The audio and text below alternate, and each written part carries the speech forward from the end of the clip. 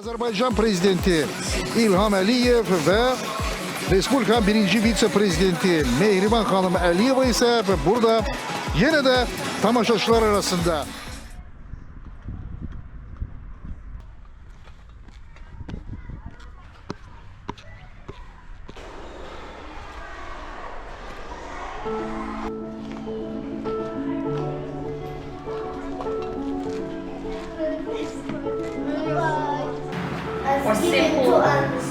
Khadija, they'll come back to you. Okay? Like they are buying small puppy, taking care of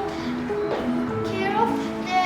Mənə dedi ki, sən harda qalırsan, dərslər necə gedir, yaxşımı oxuyursan. Mən dedim yaxşıyam. Mehriban xanım, mən üşürdüm. Mehriban xanım gəlib mənim üstümə örtü örtdü. Uşaqlar Azərbaycan mahnısını oxudular. Sonra oradan at keçdi, dəvə də keçdi. Ən çox xoşladığım orada heyvanlar keçəndə xoşladım onları.